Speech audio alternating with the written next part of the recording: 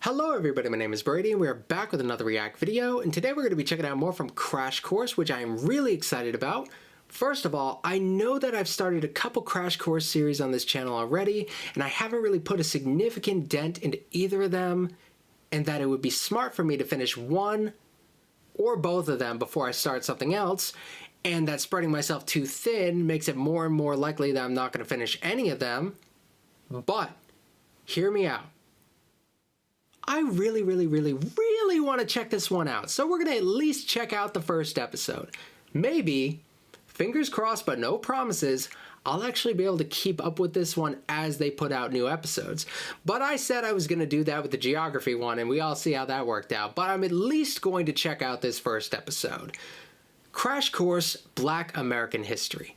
I am so excited about this. We are revisiting American history. They are revisiting American history, but from a different perspective. I think that's one of the reasons why Black American history as its own category of history is so important, because it encourages people to specialize in this area of the field that has historically been underrepresented. And now Black American history is hugely demanded in the field. It is something that is like incredibly popular now. So I am so happy that Crash Course is jumping on that and taking on Black American history, because it will expose you to a different perspective from the conventional narrative. So I'm hoping that they end up taking on some other interesting angles on American history. I hope this isn't the last one they do on American history.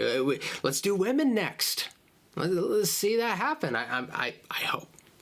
Another case, fingers crossed. That would be nice. This is the transatlantic slave trade. That's a natural start to Black American history. This is going to be dark. I feel like this whole series is going to be a little less bubbly than their typical stuff. Like they're usually like this high energy, fun educational stuff, but there's not a lot of fun in Black American history, at least not the conventional understanding of the word fun. It can be intriguing, it can be intellectually stimulating, but I don't know if we'll find a whole lot of fun. History, I've always said, is a lot of down notes with a few high moments in between. Black American history is like a lot of down notes, so who knows where we're going to go with this. But I'm excited for this, and I'm hoping that I can learn some more, because I am fascinated with Black American history, but there's always more to learn, and I'm curious to how they're going to approach it. So let's get this started. Hi, I'm Clint Smith, and this is Crash Course Black American History. And today, we're learning about the transatlantic slave trade, which spanned nearly 400 years from the late 15th century to the late 19th century. The majority of enslaved Africans were taken from 6 primary regions: Senegambia, Sierra Leone and the Windward Coast, the Gold Coast, the Bight of Benin, the Bight of Biafra, and West Central Africa, also known as Congo and Angola. In his 1935 book, Black Reconstruction in America, scholar and civil rights leader W.E.B. Du Bois described the Atlantic slave trade as, quote, the most magnificent drama in the last 1,000 years of human history. W.E.B. Du Bois is an incredible writer. I really enjoy his stuff, but I've never read any of his books, like any of his like full unabridged writings cover to cover. I've always read like little excerpts of his stuff. Teachers will give you his stuff all the time. I've had people correct me when I say W.E.B. Du Bois, because it looks like it should be W.E.B. Du Bois. And I'll give that to you. It really looks like it should say that. I believe he would have called himself Du Bois. This guy is saying Du Bois. I've said Du Bois. All my professors say Du Bois. If it's being said wrong, everybody is saying it wrong. I don't know. But that's always how I've heard it said. But I have had people be like, hey, isn't it Du Bois? Doesn't that seem right? And I've had a couple people here and there be like, Du Bois. And I'm like, oh. I wonder who's saying it wrong. And he didn't mean magnificent in a good way. It really is way more somber than any of their other stuff. It's so jarring when you hit the theme music. I want to note up top that this episode will address some challenging topics including sexual violence and images of extreme violence. We believe, however, it is important to discuss these ideas thoroughly so that we can fully grapple with the reality of U.S. history. An estimated 12.4 million people were loaded onto slave ships and carried through what became known as the Middle Passage, which moved across the Atlantic and included many different destinations. It was named the Middle Passage because it was the second of three parts of what became known as the triangular trade. The first leg of the journey carried cargo like textiles, iron, alcohol, firearms, and gunpowder from Europe to Africa's western coast. Yeah, Europe's involvement in the trade often I've found has everything involved is Europe, even on like the American side. It's all still Europe at this point. The people over there still consider themselves, the people who traveled over there still consider themselves to be European and all that. But a lot of the time, the resources that go into Africa, I feel like get covered a little bit less. I've also learned this fun stuff about like guns going into Africa, and I used to think like, wow, that would really give them an edge in war. But apparently the guns weren't always used as much for stuff like war. A lot of the time they were used for things like hunting and stuff, which I think is really interesting. I kind of want to go a little bit deeper into it. Learning about like the African side of the slave trade, or I guess the triangular trade in this case, is very interesting. I always just think about, oh, these people get pulled out, but what changed for the people who were left behind? Ships reached the coast of Western Africa. The cargo was exchanged for people. From there, ships loaded with human beings made their way to the Americas, where the enslaved Africans were sold in exchange for goods like sugar and tobacco before the ships made their way back to Europe. It's estimated that over the course of the Middle Passage, 2 million African captives died, their bodies often tossed overboard. What some people might not know about... It gets, like, the transatlantic voyage got easier over time, but it was still difficult. Like, people generally died on the journey. It was not uncommon, and you just think about these people who are going to be treated often as less than human, almost always as less than human. So naturally, their casualties are going to be absolutely horrific. The Africans were often got from like, I don't know if it's best to call them warlords in Africa, who have taken them as slaves, often as a trophy of war and stuff like that. That's where a lot of them would end up coming from. The slave culture, though, on both sides is incredibly different, and it's very fascinating seeing how a lot of the Europeans in the New World start to try to come to terms with what they're doing, and the little mental gymnastics that they do in order to justify this, what they do to like measure the value of these people who are like, they seem like people, but they look a little bit different. They're from different cultures. How do we say that? How do we justify this group of people being better than those people? And it kind of differs from place to place for a little bit. Even in like the English colonies, from place to place, you might have different little slave cultures and different justifications. Some of it is just like dark, brutal, like subjugation. Some of it comes off as like this paternalistic thing where the slave owners are very much like convincing themselves that these Africans like need them to take care of their well-being and provide for them, because they wouldn't be able to provide for themselves. It's not like they did it overseas or anything like that. It's not like there are plenty of Africans in Africa taking care of themselves just fine. No, you need these Europeans to take care of you because we're civilized and all that stupid. About the slave trade is that the vast majority of people did not actually go to the United States. In fact, far from it. Only about 5% Brazil. of captured Africans were brought directly to what I believe would become the U.S. The largest proportion, around 41%, went to Brazil, while millions of others were scattered across islands in the Caribbean and South America. Brazil has a bad history with this. Like, apparently the mortality rate was really, really, really, really, really, really, really, really bad, and sometimes it would be like it would be cheaper to import more than take care of them properly, being worked to death and stuff. And like a lot of the English colonies, as things went on, there was an emphasis on like a certain level of humanity. Like, you had to provide for them a certain minimum, but it was never enough to say they were being treated humanely. When I say humanity, it's very much relative to like the terrible treatment that they received often in Brazil, often in the Sugar Islands in the Caribbean.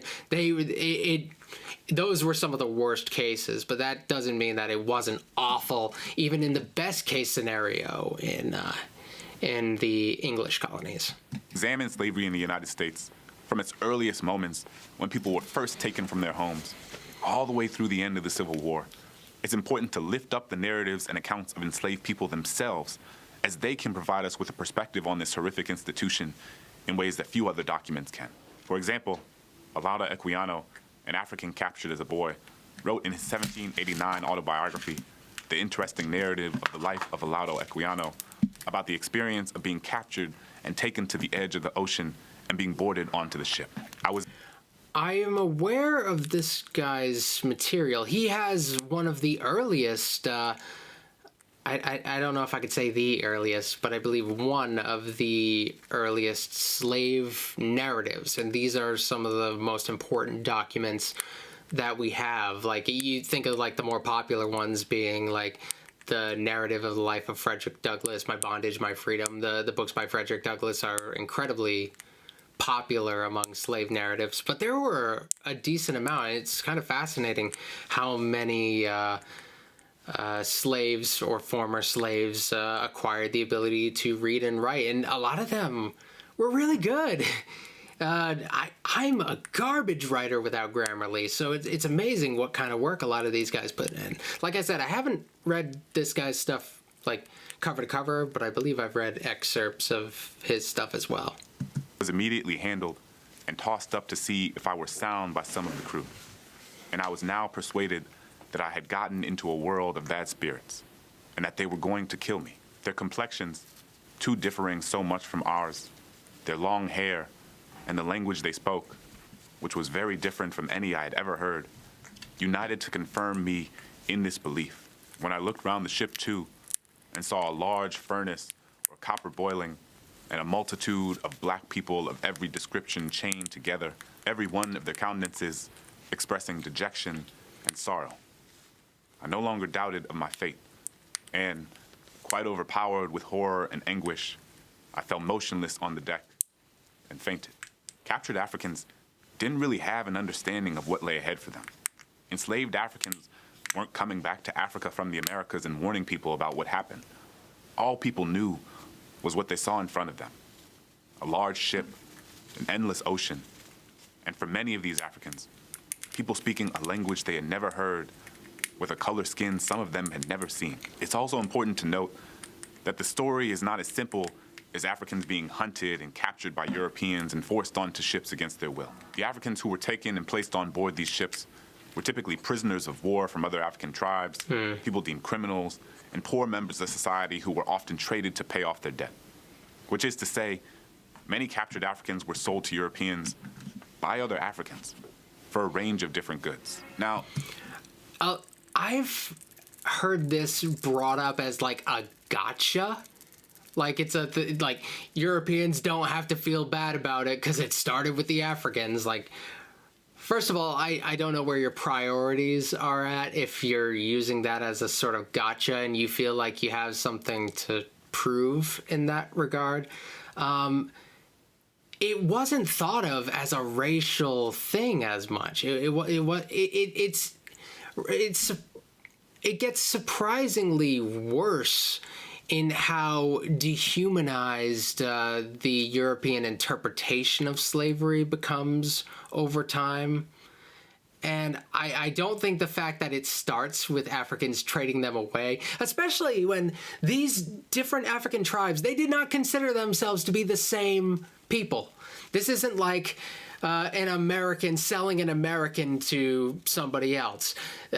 These people consider themselves firmly different because they were from different tribes, different groups. They didn't have this concept of black, white, European, African, American, all of these all these things that we think of. They weren't thinking of it in the way that Europeans divided up the world.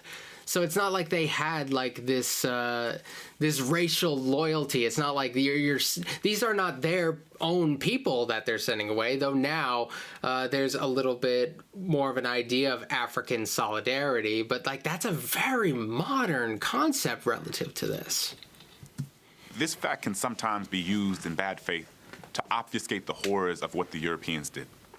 And while it's important not to ignore the fact that there were Africans trading other Africans into bondage, we should remember that being a prisoner or a poor member of society traded. This is important. Not the same thing as being held in intergenerational, hereditary chattel slavery that meant your children and their children and their children would all be born into bondage.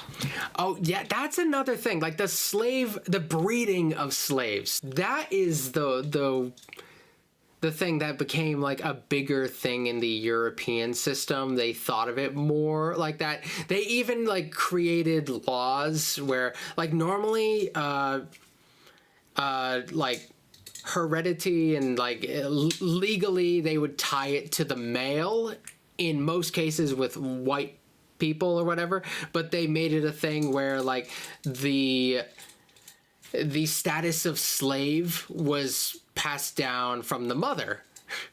And that got really dark, especially when we have like white men taking advantage of black women, and then the children would end up being slaves. It's incredibly, incredibly awful. That is something unique to the experience of slavery in the Americas. As the scholar Orlando Patterson has written, slavery is the permanent, violent, and personal domination of natally alienated and generally dishonored persons. Screenshotting that guy so I can check out his writings. But it's worth naming explicitly. The conditions on these ships were horrific. People were packed by the hundreds alongside one another, chained down. Like sardines, man. The captured Africans were forced to relieve themselves in the same places where they slept, sat, and ate.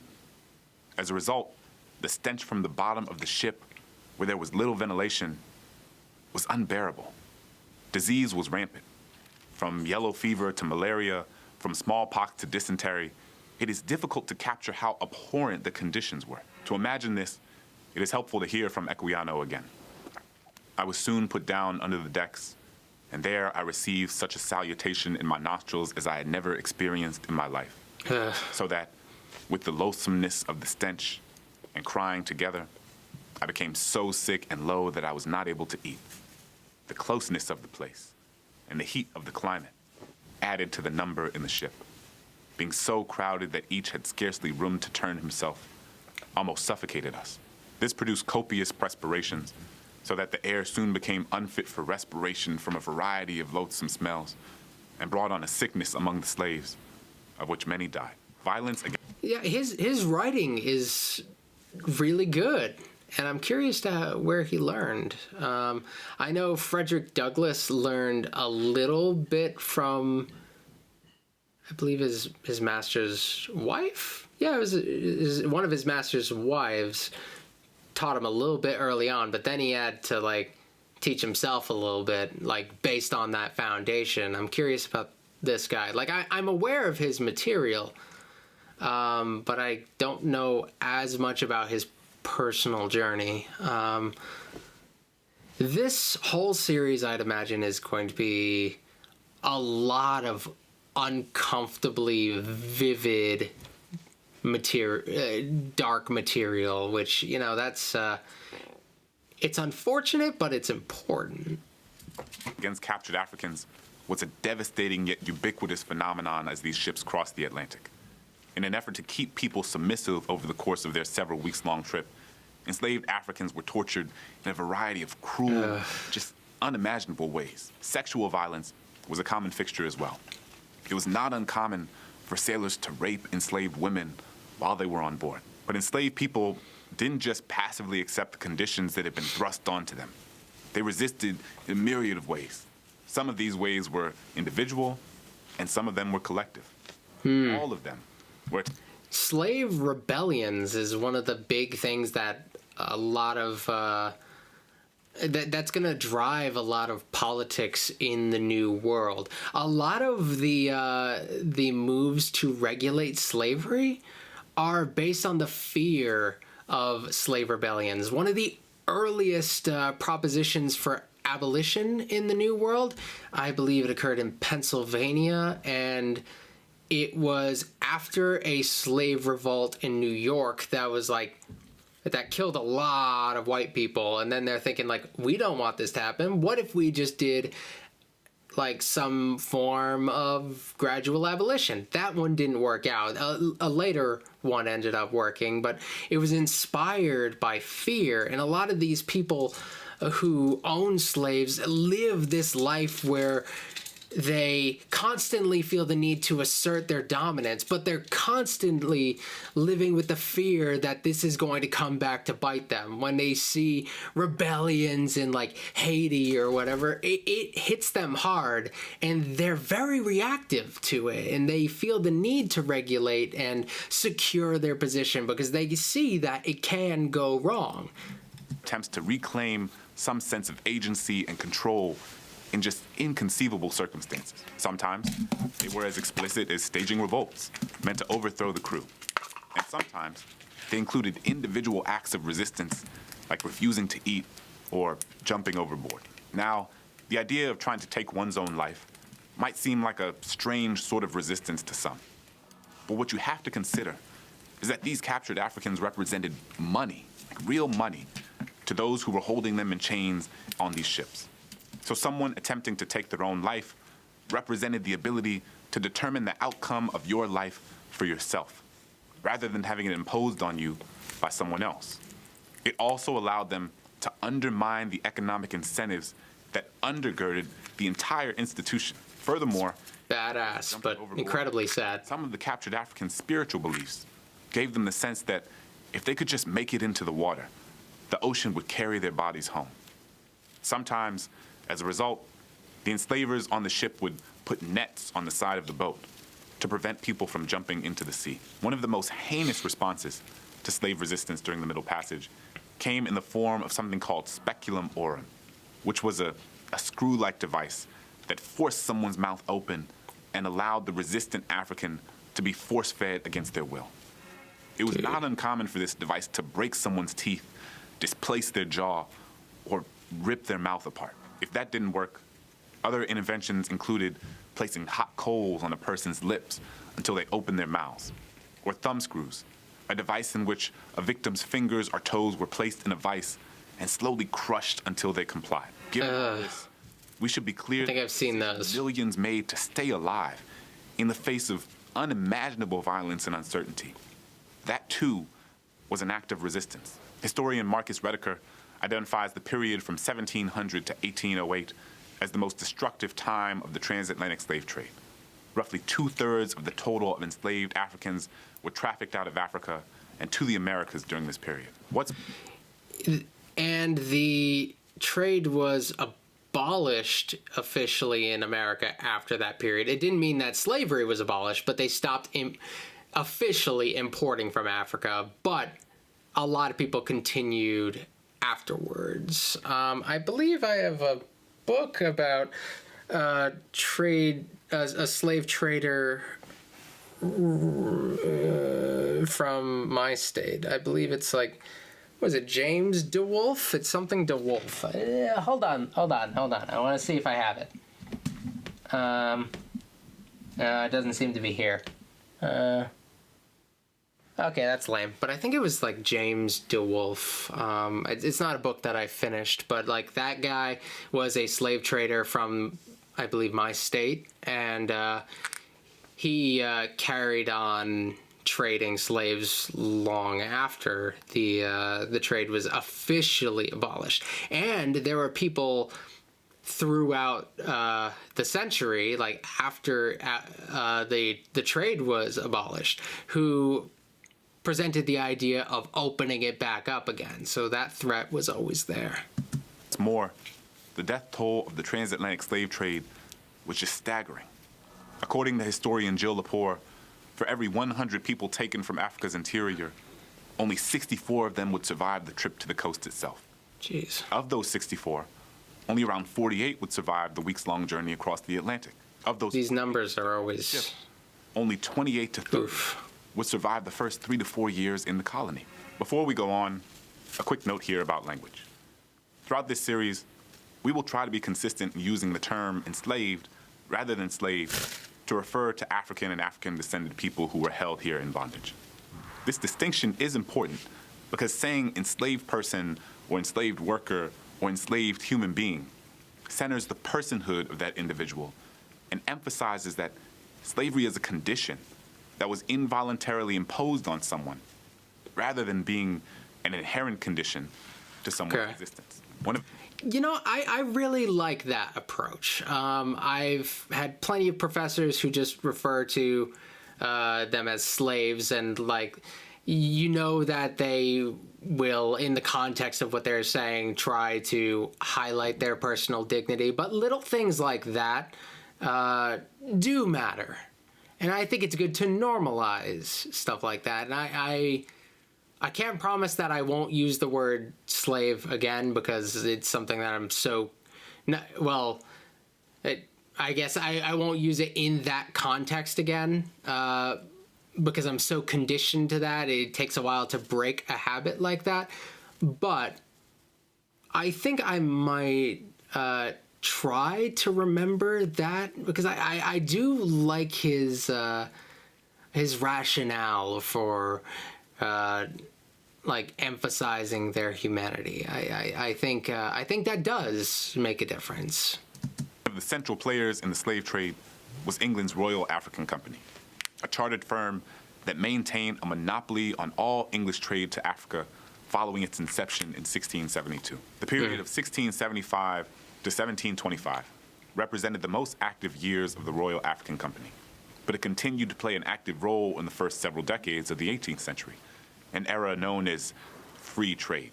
The irony of that term is not lost on me. I think it's worth honing and its pretty ironic relationship to the slave trade in order to better understand how this thing played out.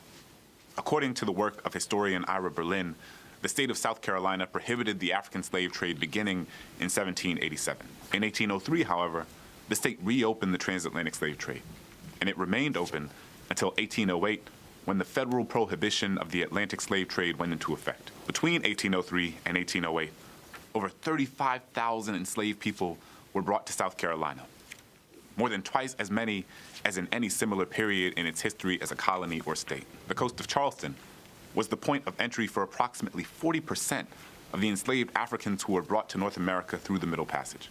This has led some to refer to it as African Americans' Ellis Island. It's very interesting, and the Carolinas, South Carolina in particular, are definitely going to play a huge role in this series. Like, you think about it, South Carolina was the first one to secede.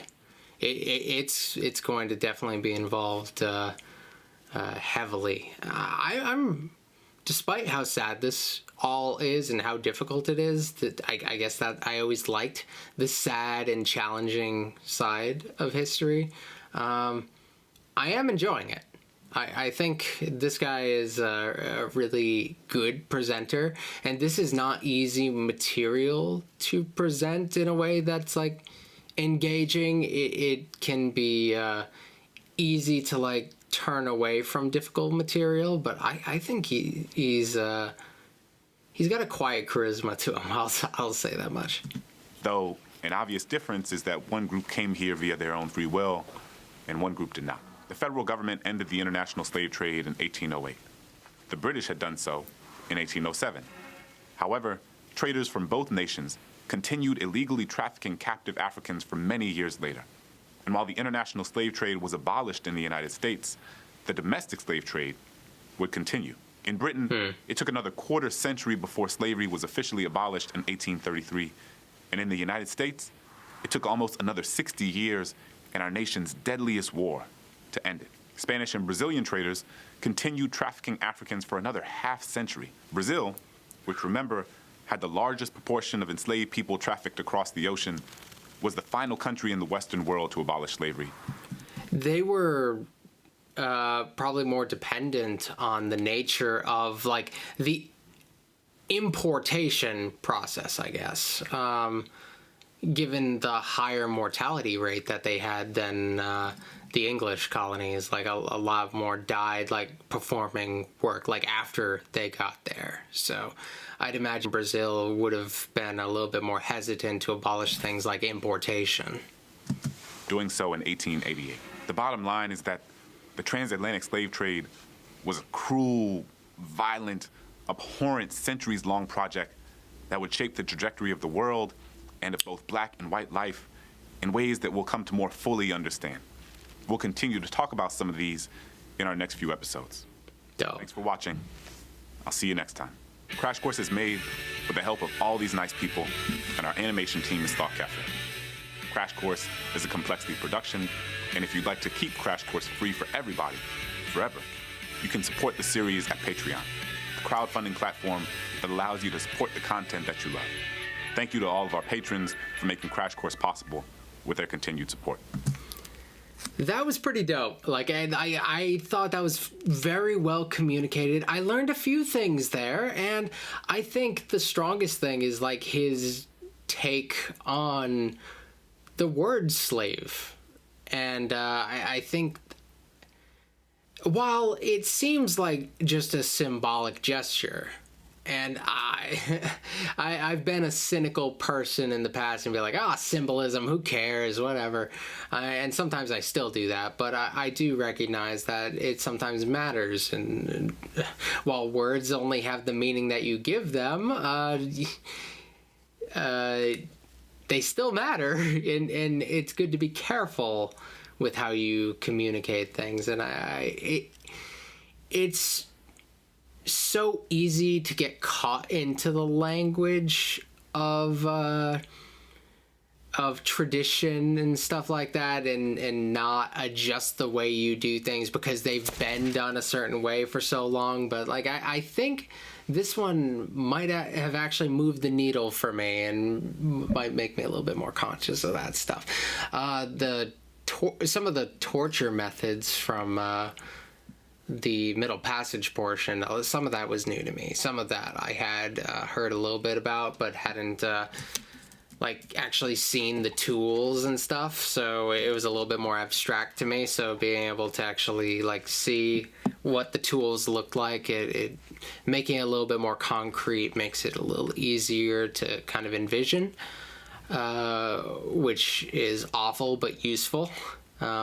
That's going to be a lot of the information in this series, I'm sure. Like, awful, but useful. Making jokes is going to be hard in this one, and I'm going to try to keep my jokes very tame during this series. Although I like to, like, joke around and have fun with history, and like I've made light of some pretty dark things. I'm gonna do my best to not do too much of that in this one. Yeah, so that's the thing. So thank you guys for watching. If you're interested in seeing more of this, I might try to keep up with it. I'll do my best. No, birds don't get to go on top of computers that are more expensive than your life. All right.